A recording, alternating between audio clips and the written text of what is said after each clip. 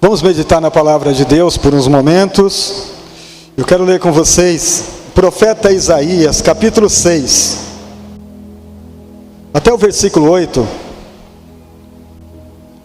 Diz assim: no ano em que morreu o rei Uzias, eu vi também ao Senhor, assentado sobre um alto e sublime trono, e a cauda do seu manto enchia o templo. Serafins estavam por cima dele, cada um tinha 6 asas, com 2 cobriam seus rostos, e com 2 cobriam seus pés, e com 2 voavam. E clamavam uns aos outros, dizendo: Santo, Santo, Santo é o Senhor dos exércitos. Toda a terra está cheia da sua glória. E os umbrais das portas se moveram com a voz do que clamava, e a casa encheu de fumaça. Então disse eu: ai de mim, porque estou perdido, porque eu sou um homem de lábios impuros, e habito no meio de um povo de impuros lábios. E os meus olhos viram o Rei, o Senhor dos exércitos. Porém, um dos serafins voou para mim, trazendo em sua mão uma brasa viva, que tirara do altar com uma tenaz. Com a brasa tocou a minha boca, e disse: eis que isto tocou teus lábios. A tua iniquidade foi tirada, expiado foi o teu pecado. Depois disto ouvi a voz do Senhor que dizia: a quem enviarei? E quem há de ir por nós? Então disse eu: eis-me aqui, envia-me a mim. Amém? Senhor Deus e maravilhoso Pai, obrigado pela tua palavra viva e gloriosa, que nos ensina sempre, que nos direciona, que nos dá, Senhor, entendimento para crescermos debaixo desta graça poderosa. Que a tua bondade continua conosco, nos dando paz, alegria, força, bom ânimo, para que a gente vença as batalhas, em nome de Jesus. Amém? Meu queridos, esta visão que Isaías está tendo, ele tem a visão do trono de Deus, que é algo maravilhoso, o que ele vê e o que ele explica sobre a visão para nós vivermos. Esta visão acontece sobre o reino do rei Uzias. Uzias, ele reinou 740 anos, mais ou menos, antes de Cristo. Ele começou a reinar com 16 anos de idade. E ele foi um bom rei. Ele foi uma pessoa temente a Deus. Ele fez muitas coisas boas no reino de Israel, principalmente no reino de Judá, porque era lá o seu governo.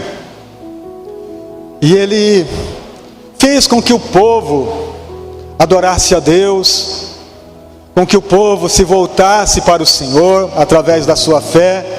Foi uma pessoa maravilhosa, foi muito bom. Mas ele cresceu muito. Para vocês terem uma ideia, ele governou por 52 anos a nação. E talvez por falta de vigilância,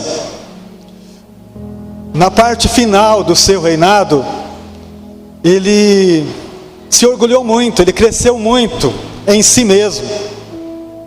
Ele achava que ele podia tudo. Ele achava que ele podia fazer qualquer coisa, que tudo estava certo, ele era o rei. Mas só que diante de Deus as coisas não é bem assim. Deus continua sentado sobre o trono. Por mais que o homem cresça, por mais que ele pense ser alguma coisa, Deus continua assentado sobre o trono. e Ele é o Rei dos reis e Senhor dos senhores. Enquanto nós formos humildes, enquanto nós carregarmos a palavra de Deus, a santificação, o cuidado, o zelo, você pode ter certeza que a gente continua de pé na presença do Senhor. Mas o orgulho precede a queda. Sempre antes da queda o homem se orgulha, escorrega e cai. Em certa ocasião, o rei Uzias, cheio de si mesmo, entrou no templo do Senhor. E ele então, no capítulo, em 2 Crônicas 26, 16, está relatado isso que eu vou falar para vocês agora. Ele entrou no templo do Senhor e quis fazer o sacrifício no lugar do sacerdote. Ele preparou ali o altar e os sacerdotes estavam na casa. O sacerdote, o sumo sacerdote, estava no templo. Mas ele não chegou, cheio de arrogância, foi lá no altar do sacrifício, já querendo ofertar o sacrifício. Não sei se da manhã ou à tarde, mas ele estava lá já fazendo isso. E o sacerdote, quando viu isso, correu até ele e disse: Senhor, não te é lícito fazer o sacrifício. O sacerdote está aqui exatamente para fazer isso. E ele empurrou o sacerdote e foi querendo, sabe, colocar a sua vontade em ação. E os sacerdotes se juntaram e foram empurrando ele para fora, mesmo sendo rei, porque ali era a casa de Deus, era o lugar da adoração, era o lugar do sacrifício, e Deus havia designado o sacerdote para fazer esse trabalho, não era o rei. E ele de repente percebeu que na testa dele surgiu uma pequena ferida, naquele momento, e era uma lepra, que surgiu na testa dele.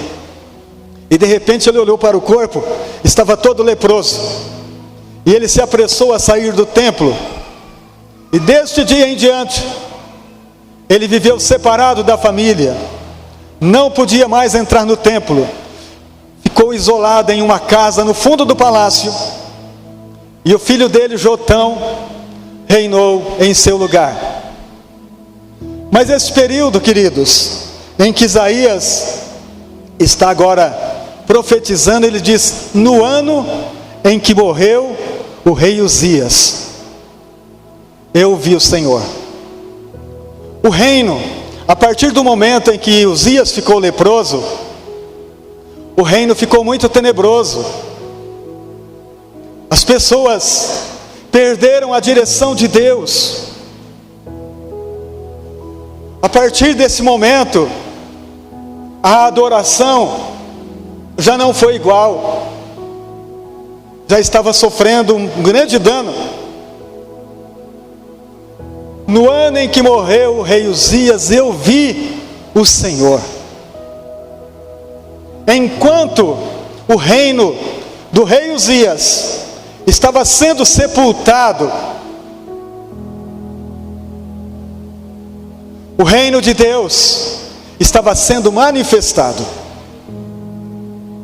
Enquanto Uzias era sepultado, Deus estava se revelando ao profeta Isaías, dizendo: aqui continua firme, aqui continua do mesmo jeito.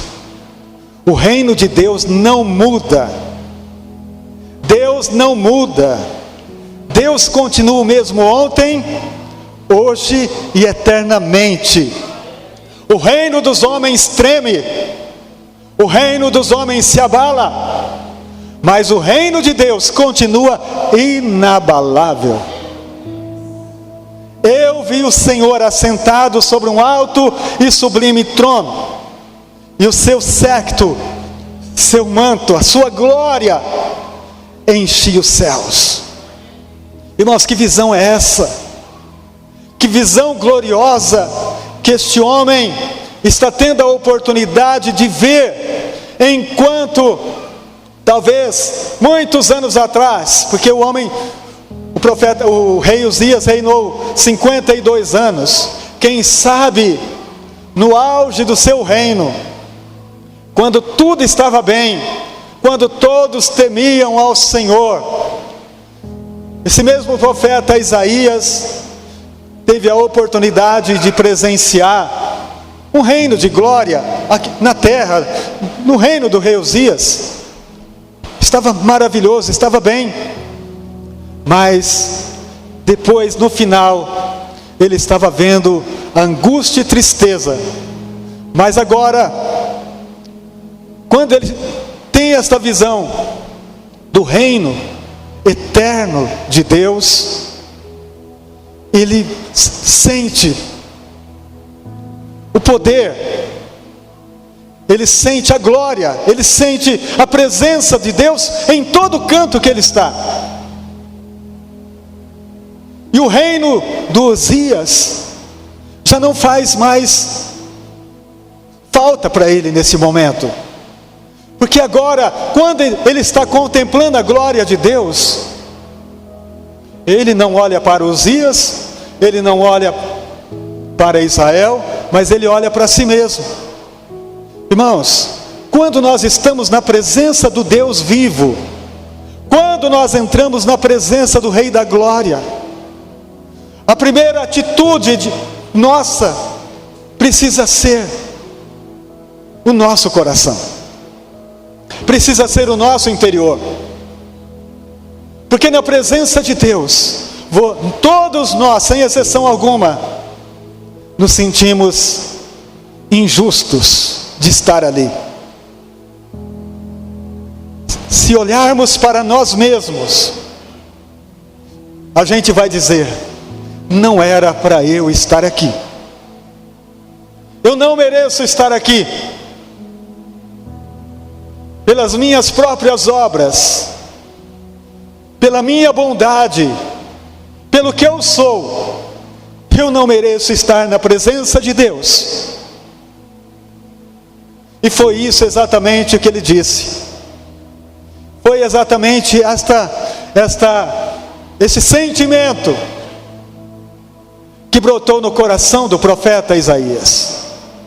Ai de mim, ele disse, eu estou perecendo, porque os meus olhos viram, os meus ouvidos ouviram o Rei da Glória, e eu sou um homem mau,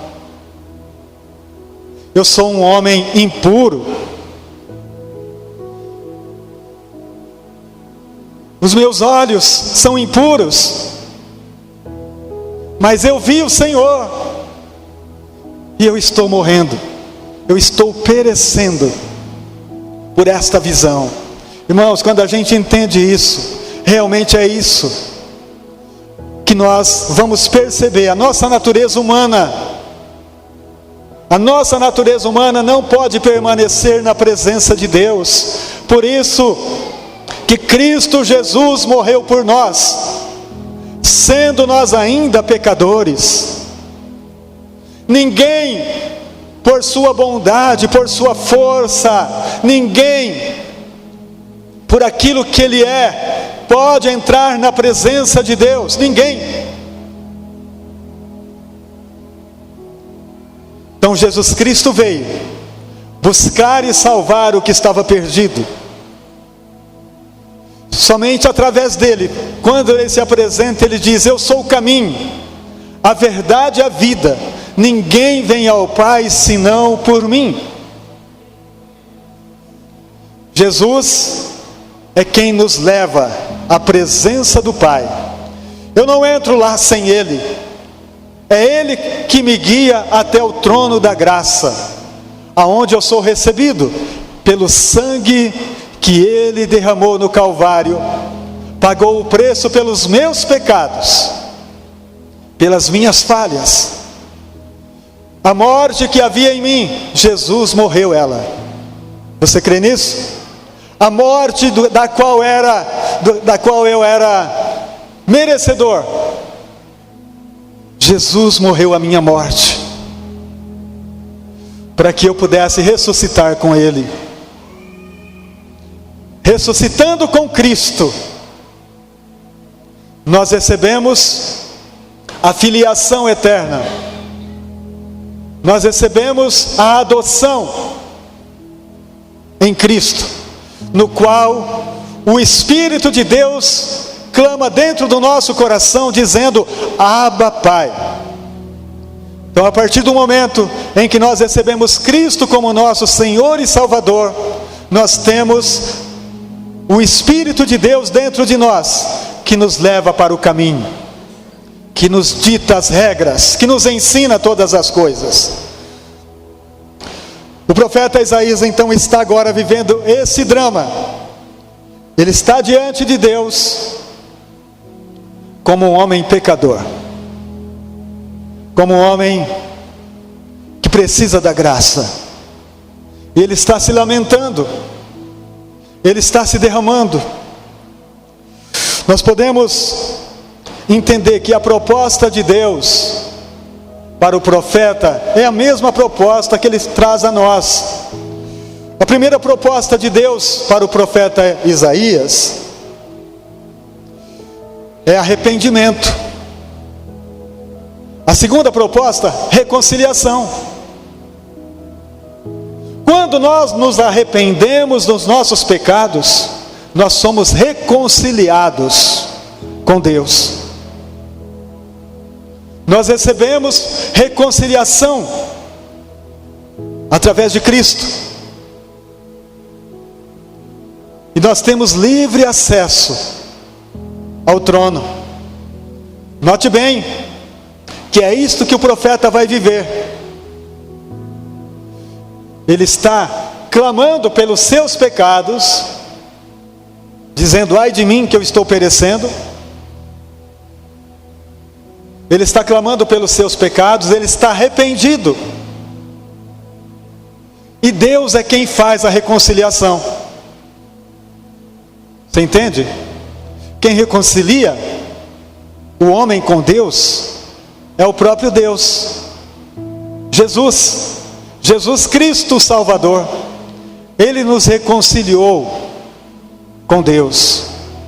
Então, neste momento em que o profeta está diante do trono de Deus, praticamente clamando mesmo por misericórdia, porque ele viu o Senhor, e ele viu os serafins que voavam diante do trono de Deus, e diziam: santo, santo, santo é o Senhor, e toda a terra está cheia da sua glória. Irmãos, grande verdade revelada. Onde é que não tem a marca de Deus na terra? O livro de Romanos capítulo 1 diz que o homem é inexcusável diante de Deus. Não adianta ele dizer assim: ah, mas nunca me falaram de Deus, por isso eu andei errado. As marcas da mão de Deus está em todo lugar. Em tudo que você olhar, você vê a mão de Deus. Na natureza, você olha para o céu, você vê a marca da mão dele. Você olha para a terra, você vê o sinal dele. Ele está em todo lugar.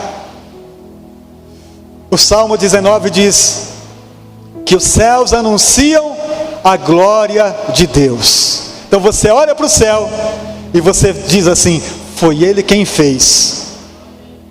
Foi ele quem fez as estrelas, foi ele quem fez o sol e a lua, é ele quem manda a chuva na terra, é ele quem faz florir os jardins, é ele quem dá cor e perfume, é ele quem sustenta os pássaros e todos os seres humanos. Você entende isso? A marca do Senhor está em todo lugar. Só não vê quem não quer ver. E Jesus ensinou sobre isso, dizendo para a gente ter fé, confiar em Jesus, confiar em Deus. dizendo: olha, vocês veem que os pássaros, eles se alimentam todos os dias, e eles não trabalham e nem ajuntam em celeiro, mas o Pai Celestial os alimenta todos os dias. Vocês não valem mais que os pássaros? Vocês não têm fé suficiente para ser cuidado por Ele? Eu creio, queridos, que todos os dias a mão do Senhor nos guia, que todos os dias o Senhor nos segura, que todos os dias Ele nos alimenta e nos sustenta com a sua destra, que é Cristo Jesus, o nosso Salvador. Amém? Então Ele está contemplando a visão celestial. Irmãos, aquilo que homem algum, talvez jamais, humanamente falando, vai ver, mas é algo que está reservado para todos nós, é algo que está reservado para todos os filhos. Esse trono que Isaías viu, no qual foi lhe revelado, é o mesmo que Jesus está assentado agora. Jesus disse: eu venci e assentei no trono do meu Pai, vocês também vencerão e se assentarão comigo no meu trono. Então, amados, nós estamos a caminho do trono do nosso Deus. Nós estamos indo com toda a perturbação, com toda a angústia da alma, com todo o sofrimento que a gente passa aqui na terra, mas nós sabemos que o Espírito Santo todos os dias lida conosco, para a gente não perder a fé, lida conosco para a gente não desanimar, para a gente continuar de pé, dizendo: eu sei em quem tenho crido, que Ele é poderoso para fazer muito mais na minha vida, na nossa família. É tempo de crer, meus queridos, é tempo de acreditar no poder de Deus. Então Isaías agora está diante do trono de Deus, esperando a reconciliação, porque arrependido ele já está. Ele está arrependido, olhando. Aí o versículo 6: porém um dos serafins voou para mim, trazendo na sua mão uma brasa viva, que tirara do altar com uma tenaz,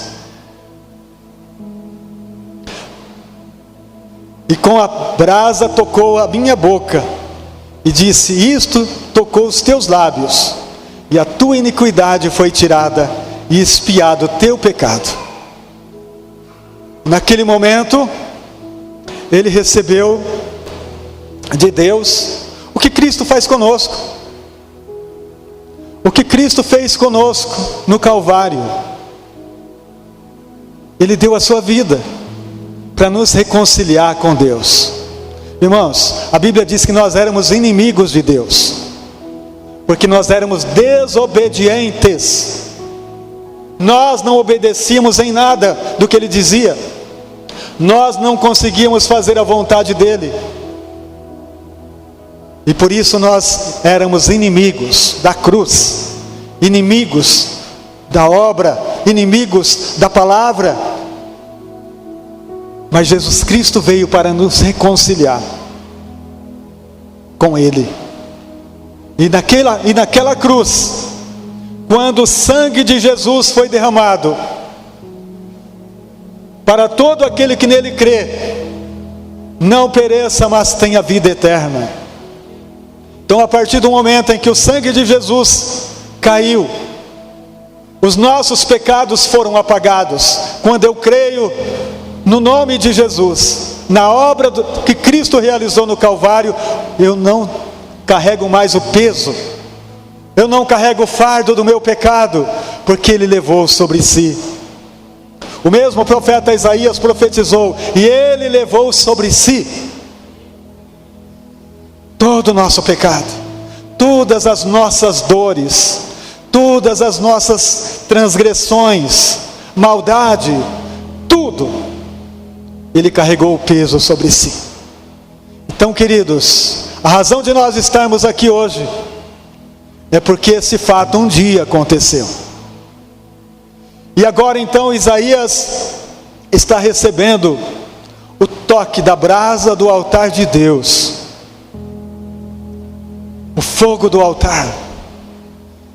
E esta brasa, ao tocar os lábios do profeta Isaías, o anjo disse: a tua iniquidade foi tirada, o teu pecado foi expiado, você não deve mais nada, está tudo certo. Você recebeu o perdão, você recebeu a graça, porque isso é graça, queridos. Isso é a graça de Deus revelada no Antigo Testamento. A graça sempre foi manifesta, embora poucos perceberam ela e viveram a graça. Mas agora o profeta Isaías está vivendo esse momento maravilhoso. Então no versículo 8, depois disso, depois que ele tem o seu pecado perdoado, depois que ele tem a reconciliação, depois que ele é reconciliado com Deus, depois disto eu ouvi a voz do Senhor. Irmãos, não adianta, tem muita gente que anda por si só, que faz somente a vontade do seu coração e não a vontade de Deus, porque ele não ouve a voz de Deus, porque ele não aceitou a reconciliação de Jesus ainda na sua vida. Nós precisamos receber esta reconciliação para viver em paz com Deus. Para ter paz com Deus, nós precisamos ser reconciliados através de Jesus. Porque só vou ouvir a voz de Deus quando meu coração for dele e não meu. Porque enquanto meu coração está sendo guiado por mim, na minha autoridade, na minha visão, eu domino, eu faço do meu jeito. Mas a partir do momento que eu entregar tudo ao Senhor, que eu entregar meu coração para Deus, o domínio não é mais meu. Paulo disse assim: não mais vivo eu, mas Cristo vive em mim. A partir do momento que Cristo governa a minha vida, governa o meu pensamento, governa o meu coração, a minha visão é dele, o meu caminhar é dele, os meus pensamentos é dele, tudo é dele para a glória dele. Não vivo mais eu. Sabe, queridos, os grandes problemas que nós estamos enfrentando hoje é porque nós andamos em nosso próprio caminho e não no caminho de Deus. O caminho de Deus é alto, os pensamentos de Deus é mais alto.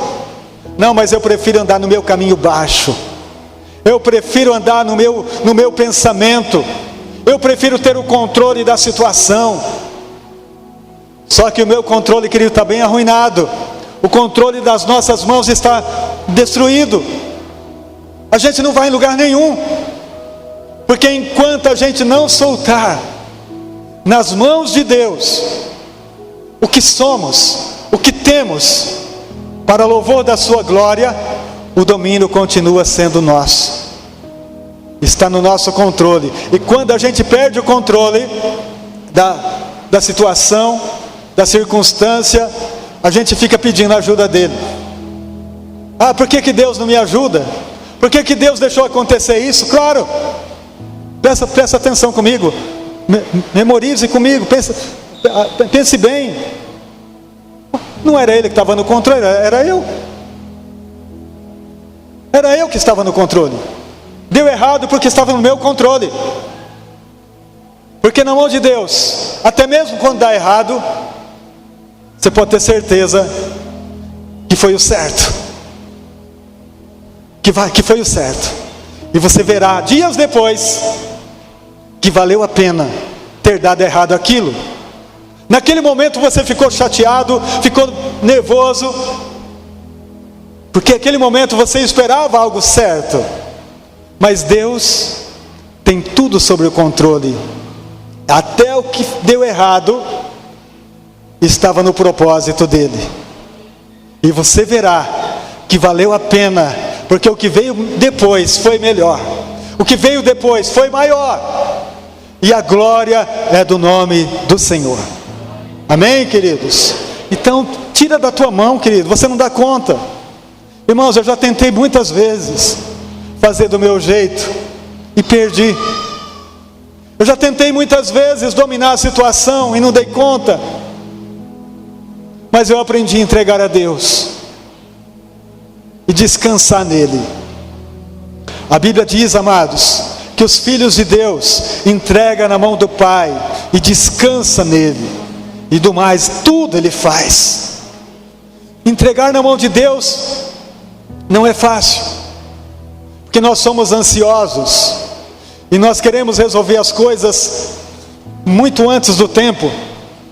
A nossa ansiedade não deixa a gente confiar em Deus de todo o coração. A gente confia desconfiando. Mas quando a gente entrega na mão do Senhor, deixando que Ele domine cada ação, cada ato, você descobre que valeu a pena você ter soltado. Solte, queridos. Solte o teu filho, solte a tua filha, solte a tua esposa, solte a tua família. Diz: Senhor, cuida. Estou aqui, Senhor. Se precisar de mim, conta comigo. Eu estou aqui, mas eu entrego em tuas mãos. Eu entrego em tuas mãos porque eu sei que a vitória é tua. Eu sei que o domínio do Senhor não passa. Enquanto os reinos estavam se deteriorando, o reino de Deus estava intacto. O trono de Deus estava intacto. Ninguém mexe lá, queridos. Ninguém mexe no trono dele. O trono dele é eterno. O trono dele é para sempre. Você tem coragem de entregar na mão dele a tua vida para ele cuidar? Entrega. Nós vamos fazer uma oração. Entrega a tua vida. Fala: Senhor, a minha vida é tua. Eu não dou conta de cuidar dela, não. Eu ando ansiosa, eu ando ansioso. Me perturba a mente, não consigo dormir. Eu vou entregar ao Senhor. Você quer fazer essa oração comigo? Quem quer? Amém? Vamos colocar de pé e fazer essa oração.